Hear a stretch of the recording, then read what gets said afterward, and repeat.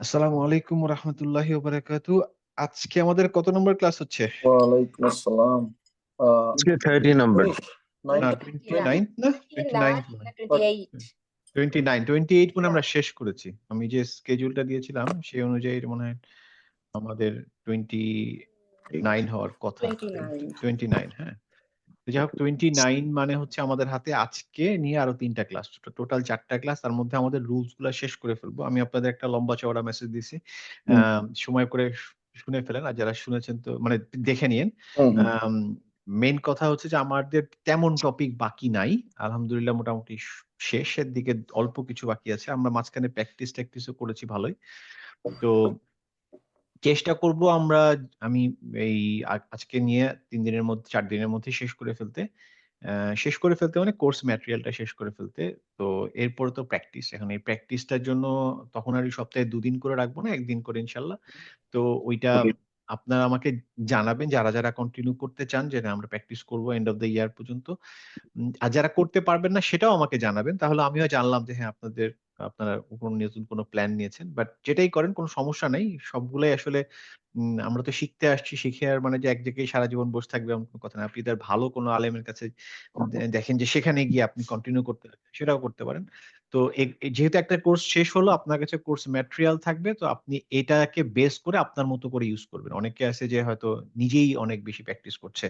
আ এরকম অনেক রকমের থাকে। তো এইটার জন্য আমার আগের এক্সপেরিয়েন্স যেগুলা ছিল সব ছিল যে আমি সপ্তাহে ১ দিন করে ক্লাস নিতাম এবং এটা আপনাদের যেটা ৪ মাসে শেষ হচ্ছে ওটা ওদের ৮ মাস লাগতো। তো ৮ মাস পর্যন্ত আমাদের লোকজন সবাই অর্ধেক নাই হয়ে যেত। মানে এই আপনার ১০-১২ জন যে আছেন, এটা আমি ৮ মাস গেলে এটা ৫ জনে গিয়ে ঠেকত। হ্যাঁ? তো এই কারণে আমি এবার চিন্তা করছি যে না একটা রোলার কোস্টার চালাবো। সপ্তাহে ২ দিন করে। মানে দেখা যাক কি হয় আল্লাহ ভরসা। তো মোটামুটি এখন আজকে দেখা যাচ্ছে আমি বাদে ১০ জন প্রেজেন্ট। তার মানে বোঝা যাচ্ছে কোর্স কিন্তু ১০ জন এট লিস্ট শেষ করবে ইনশাআল্লাহ। হ্যাঁ? তো এটা একটা গুড সাইন যে মোটামুটি কোর্সটা শেষ হলো। আ তারপরে আপনারা আস্তে আস্তে প্র্যাকটিস করেন। আমার সাথে যদি প্র্যাকটিস করেন তাহলে তো আমরা একটা স্কেডিউল এ যাবো যে কি পড়ছি না করছি, কিভাবে পড়ছি এরকম ভাবে যাবো। আ বাট তারপরেও মানে প্র্যাকটিসটা চালিয়ে যেতে হবে। কারণ আপনার শিখলেই আ পড়তে পারবেন না। আর পড়তে পারা মানেই যে আপনি ঠিক পড়ছেন সেটাও ঠিক না। অতএব কারো একটা সহবতে থাকতে হবে। যদি আপনারা নিজেরা একটা গ্রুপ করেন যে ঠিক আছে আমরা এরকম ২ জন ৩ জন মিলে একজন আরেকজন সাথে সেটাও খারাপ না। যেমন সবসময় যে একজন কারো মানে অনেক knowledgeable লোকের কাছে যেতে হবে এমন কোন কথা নেই। আপনারা নিজেরাও যদি একটা ছোট্ট গ্রুপ করে সপ্তাহে ১ দিন ২ দিন করে যদি প্র্যাকটিস করেন সেটাও ভালো। আর যদি আপনাদের নিজেদের একটা গ্রুপ অলরেডি থাকে সেখানে যদি প্র্যাকটিস হচ্ছে আপনি সেই গ্রুপে ঢুকে যাবেন সেটাও ভালো। এগুলা সবই আম ভালো। বাট মাথায় রাখতে হবে যে আমরা যেন এখান থেকে সরে না যাই এবং এই পুরা কোর্সে আমাদের একটা জিনিস কিন্তু সবসময় আমি চেষ্টা করছি যে আপনাদেরকে একটা রুটিনের মধ্যে আনার। এই হোমওয়ার্ক দিয়ে হোক, পড়তে দিয়ে হোক মানে মেইনলি ছিল হচ্ছে যে আপনি এটা পড়বেন। যদি এখন আমি পড়াটা না দেই তাহলে হবে কি যে আপনি এই ১ সপ্তাহ পড়বেন না। স্টিল আমি পড়া দেওয়ার পরেও অনেকে দেখা গেছে পড়েন নাই। ভাইয়া সুযোগ পাই নাই, এই হয় নাই, সেই হয় নাই। তার মানে কি? তার মানে আমরা ক্লাসে থাকার পরও আমাদের টার্গেট মিট করতে পারছি না। তারপরে যখন আমরা টার্গেটে কোনো একটা গ্রুপের বাইরে চলে যাব, ধরেন আপনি একা আছেন তখন আপনি মানে অনেক বিপদে পড়বেন। মানে দেখা যাবে ২ মাসে আপনি একবারে কোরআন খুলেন না। এরকম সিচুয়েশন চলে আসতে পারে। হুম? তো এইজন্য যেখানেই থাকেন যেকোনো একটা গ্রুপের সাথে যারা রেগুলার পড়ছে এরকম একটা গ্রুপের সাথে অ্যাটাচ থাকবেন। সেটা আমার সাথে থাকেন, যেখানেই থাকেন, আপনার ফ্রেন্ড মহলে থাকেন, আপনাদের ভাই-ভাবি গ্রুপে থাকেন, যেখানেই থাকেন, এমন একটা গ্রুপে থাকবেন যেখানে সবাই রেগুলার পড়ছে, আপনিও তাদের সাথে পড়ছেন। সেটা মসজিদে হতে পারে, অনেক সময় অনেকে মসজিদে আম একটা গ্রুপ থাকে তারা রেগুলার পড়াশোনা করে। সেই গ্রুপের সাথে গিয়ে বসতে পারেন। সো এরকম অনেক রকম ছোট গ্রুপ কাজ করে তাদের সাথে অ্যাটাচ থাকবেন। তাহলে হবে কি আপনি এটার সাথে থাকবেন। না হলে আপনি ছুটে যাবেন। একদম এবং কোরআনের ব্যাপারে তো শয়তানের চরম আগ্রহ যে কোরআন যে পড়ে তারই সে ঝামেলা করার চেষ্টা করে। হ্যাঁ? তো আমরা সবসময় চেষ্টা করব কোরআনটাকে ধরে রাখতে। কোরআন থেকে যেন দূরে না যাই ইনশাআল্লাহ। যাই হোক আমি এটা মোটামুটি আমরা সবাই চলে আসছি। আ আমার মনে হয় আমরা পড়া আজকে র‍্যান্ডম ১ জন বা ২ জনকে নিয়ে আমরা আজকে মূল পড়ায় চলে যাব। হ্যাঁ? যাতে আমরা মূল পড়াটা আমরা শেষ করতে পারি। আজকে মাত্রা ধরবো। তো আমি অ্যা কারো যদি কোন কোয়েশ্চেন থাকে সেটা আগে দেখি টাচ করতে পারি নাকি। এই পেইজে কারো কোন কোয়েশ্চেন ছিল? আজকে তো সূরা আবাসা। আমার কোয়েশ্চেন আছে হ্যাঁ বলো। একেবারে লাস্টের দিকে, লাস্ট থার্ড এন্ড ফোর্থ লাইনে, একেবারে লাস্টে। আচ্ছা তো এখানে লাস্ট ফোর্থ এই লাইনে যে আমি যদি বলি, ফোর্থ চারটা, লাইনে হ্যাঁ থার্ড আয়ারের লাস্টের ওয়ার্ডটা এখানে এখানে মানে এটা সর পরে পরটাতে যেহেতু ইয়া আছে, তাহলে আমার কানেক্ট করতে হবে হর সাথে। ওরা মানে একটু সটা তাহলে এখানে লং টাইম স্ট্রেস করছে আমি যখন রিসাইটেশন ইয়েস ইয়েস আজকে এটা শিখবো ইনশাল্লাহ। হ্যাঁ এইটা হচ্ছে আমরা লাস্ট ক্লাসে বলেছিলাম না, চারটা মাদ আমরা এখনো শিখি নাই। তার মধ্যে এই চারটা মাদের এইটা একটা, এটা আজকে আমরা শিখবো। জাস্ট এটা জাস্ট মনে রাখি যে এটা আমরা আজকে শিখবো, ওই কারণে এটা সবচেয়ে হাইয়েস্ট হবে।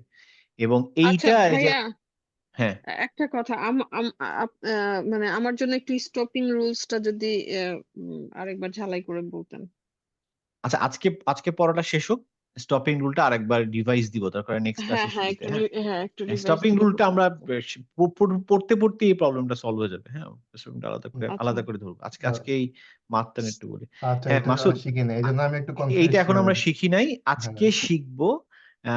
আমি লাস্ট ক্লাসে শুধু একটা জিনিস বলেছিলাম যে মাদ আমরা এই যে ওপরে ঢেউ দেখলেই ভাবি টান দিতে হবে, এইটার 3-4 রকমের আছে। হ্যাঁ এই সব ঢেউয়ের মানে এক না। হ্যাঁ কোনো ঢেউটাতে লম্বা টান দিতে হবে, কোনোটাতে অল্প টান দিতে হবে, কোনোটাতে টান কম দিয়ে চলে গেলেও হবে। ওই যে স্টপিং সাইনের মতো, স্টপিং সাইন সবগুলোতে কিন্তু থামতে হবে কোনো কথা নেই। কোনোটাতে আমরা থামতেও পারি, নাও থামতে পারি, কোনোটাতে অবশ্যই থামতে হবে। মনে আছে? এটা অনেকটা ওইরকম। তো ওইটা আজকে আমরা শিখবো। এই ওয়ার্ডটা একটু কঠিন, কারণ এটা হ এবং হ স্টপ করার সময় একটু ডিফারেন্ট আর কি, মানে হ্যাঁ যা যা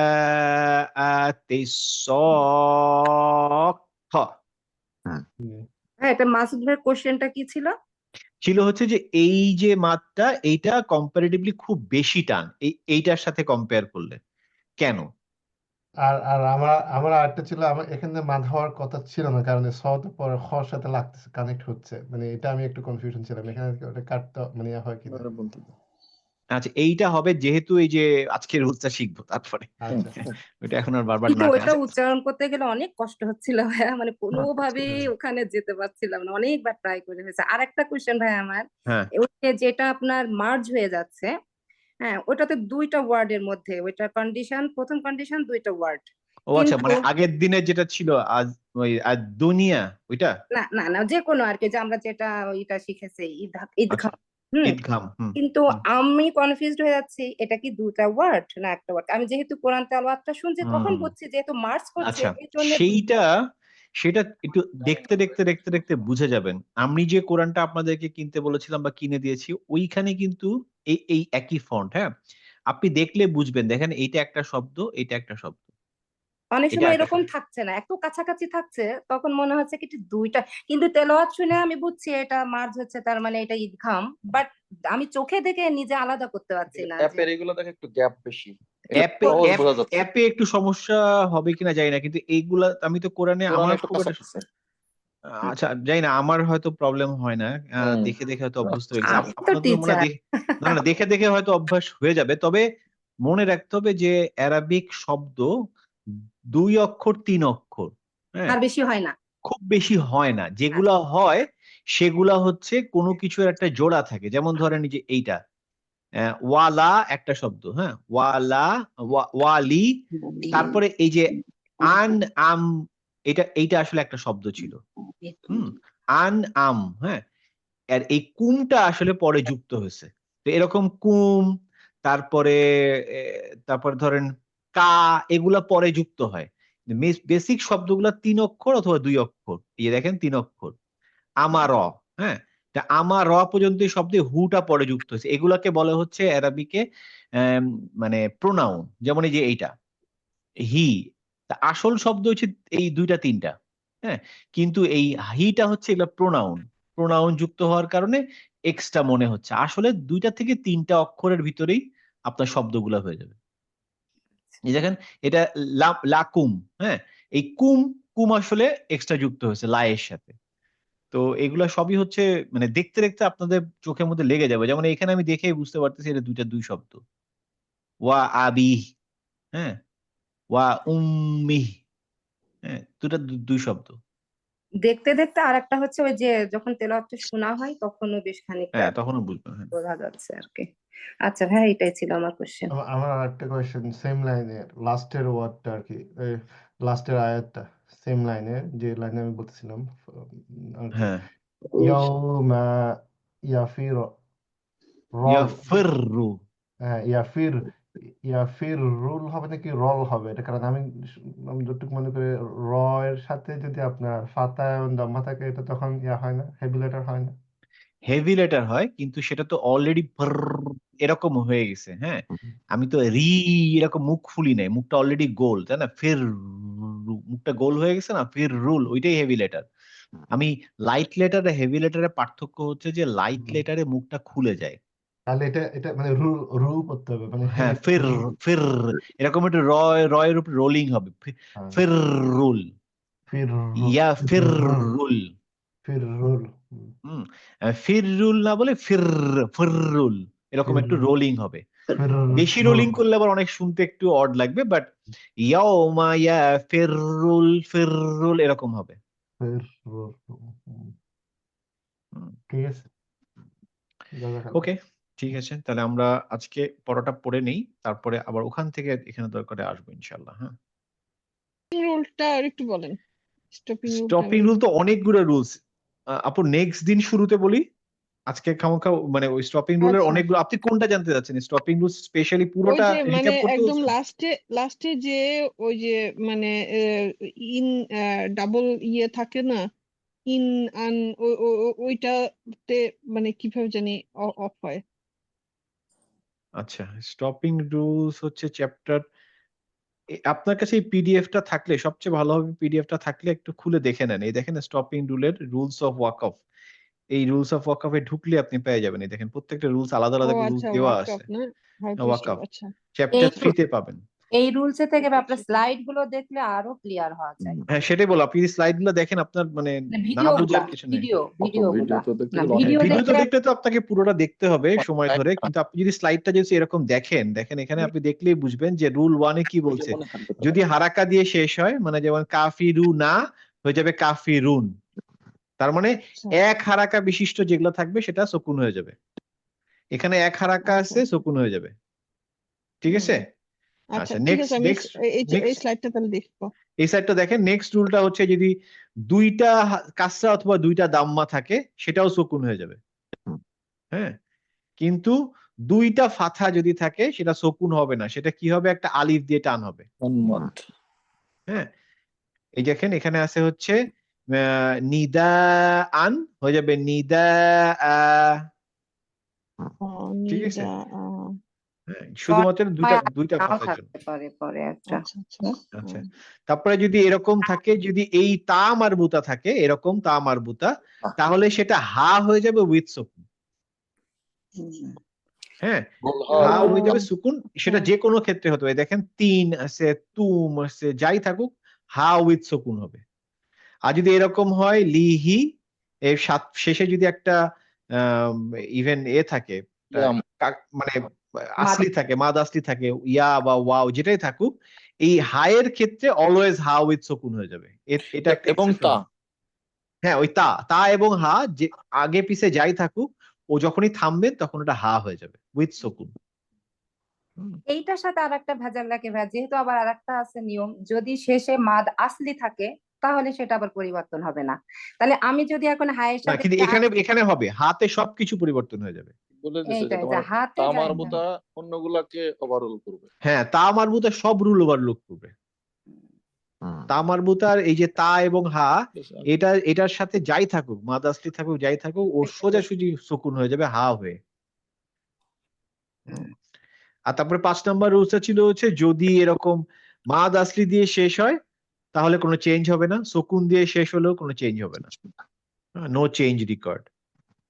আর লাস্টেরটা ছিল হচ্ছে যদি দুইটা সুকুন চলে আসে, ধরেন একটা সুকুন অলরেডি আছে এখানে, তারপরে এটা স্টপিং এর কারণে এও যদি সুকুন হয়, তখন সেই দুটোকে একসাথে পড়তে হবে। যেমন এখানে এটা হবে হচ্ছে আইনের উপরেও সুকুন হবে, দদের উপরেও সুকুন হবে, দুইটা সুকুন হবে, বি বাদ।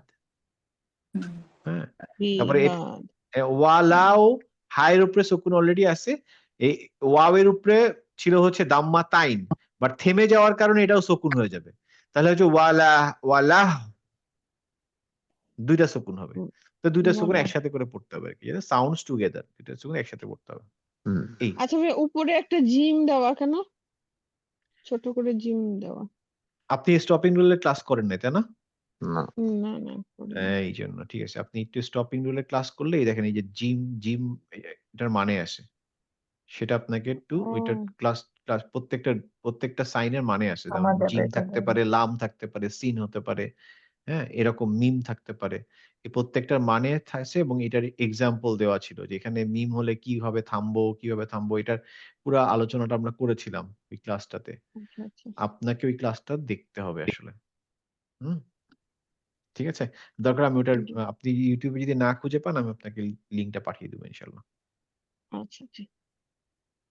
তাহলে ফারাদ আজকের ভাই, পড়াতে আর কারোর কোনো কোশ্চেন নেই? হ্যাঁ বলো। না আজকে যখন মানে শেষ হবে, আপনি কি ওই যে সূরা কাহাফের ৭৭ নাম্বার আয়াতটা একটু বুঝাবেন? আমি ওইটা এখনো স্টিল কনফিউশন। আপনি যেটা পড়তে বলছেন, মানে বলছিলেন না আমরা কিভাবে থামি, 77 নাম্বার আয়াতটা আমি কয়েকবার শুনছি, কিন্তু তাও আমি না একটু কনফিউজ যে এটা কেমনে হইলো। আচ্ছা, কাহাফ কাহাফ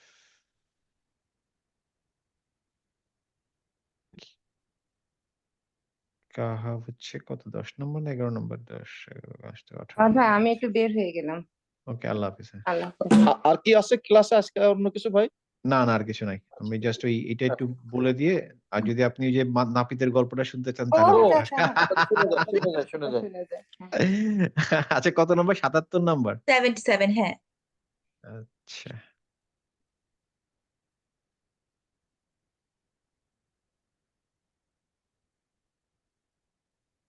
কই ক্লিক করিয়ে কই যায়? 77 পাইছি। আচ্ছা, এখানে আমার নিজেরই মনে নেই 77 নম্বর আয়াত ওই যে ছিল। করিয়াতিন, এই যে মানে ফার্স্ট লাইনটার ইয়াতি ওই যে আহলা করিয়া, তিন, এইটা। হ্যাঁ এই যে এটা। করিয়া 3 আমরা একটা রুল শিখেছিলাম হচ্ছে যে তানউইন ফলোড বাই হামজাতুল ওয়াসিল, হ্যাঁ না হামজাতুল ওয়াসিল ফলোড বাই তানউইন। রাইট। ঠিক আছে, তা আমরা রুলসটা কি ছিল? রুলসটা ছিল হচ্ছে যে যদি একটা হামজাতুল ওয়াসিল থাকে, তার আগে যদি একটা তানউইন থাকে, তখন আমরা নরমালি কি পড়ি? করিয়া তিস, তাই না? তিস। এখান থেকে তিস চলে যায়, তিস হ্যাঁ। তাত এরা হওয়ার কথা। যেহেতু হামজাতুল ওয়াসিল আছে, এই রুলসটা এইভাবে হবে না, এখানে হবে হচ্ছে আমি যদি নরমালি লিখি, কর কর এই যে ইয়া, হুম হ্যাঁ এই তাটা হয়ে যাবে হচ্ছে তি, হুম তারপরে হবে একটা নুন চলে আসবে, নি, তারপর সিন, এটার উপরে কাজটা হবে নিস তা তো মিম আলিফ। তার মানে এই নুনের সাথে এটা কাসরা হবে, আর এই 3 ছিল, এটা হয়ে যাবে তি, তাহলে হবে হচ্ছে এটা করিয়াতিনিস করিয়াতি নিস্তা। নিস্তা করিয়াতি নিস্তা। ও হ্যাঁ নিস্তা, এই নিটা যুক্ত হবে যেখানে 3 হওয়ার কথা ছিল। সাকিন নুনটা কাজটা হয়ে যাবে। হ্যাঁ, আর যদি আমি এখানে, বকা দিয়েন না, হ্যাঁ, যদি আমি এখানে স্টপিং রুলস ধরেন নিলাম আমি, যেমন করিয়া, সেক্ষেত্রে আমি যদি শুরু করি তখন আমার ইস্তাপ হবে। হ্যাঁ কিন্তু কিন্তু ব্যাপারটা হচ্ছে তুমি এখানে, আচ্ছা ঠিক আছে তোমার কথা মানলাম, ধরো তুমি এখানে স্টপিং নিলা, স্টপিং নিলে কি হবে? করিয়াহ হবে, তাই তো? হ্যাঁ হ্যাঁ এখন স্টপিং থেকে যখন উঠবা তখন তুমি কি ইমিডিয়েট পরের থেকে পড়তে পারবা আদৌ? পারবে না। না, আমি আগে পারবে। যেতে হবে। আগে তোমাকে যেতে হবে, তুমি যেতে শুধু হবে, পারতা সেটাই। যদি স্টপিং সাইনের জায়গাটা থাকতো। হ্যাঁ যেহেতু স্টপিং সাইন এখানে নাই, তোমাকে আবার তো পিছনে যেতেই হবে, যেতেই হবে, হ্যাঁ। সো আলটিমেটলি তোমাকে এই রুলসটা ব্যবহার করতেই হবে। পেরেছে। ওকে, করিয়াতিনিস্তা। ওকে, থ্যাংক ইউ ফারাদ ভাই। এই জিনিস অনেক জায়গায় থাকে, একটু খেয়াল করে পড়তে হবে, পড়ার সময় একটু সাবধানে পড়তে হবে, এটা ভুল নাহলে বলছে। নাহলে ভুল হয়ে যাবে, মিনিংটা ভুল হয়ে যাবে। হ্যাঁ, আর কারোর কোনো কোশ্চেন নাই তাই তো?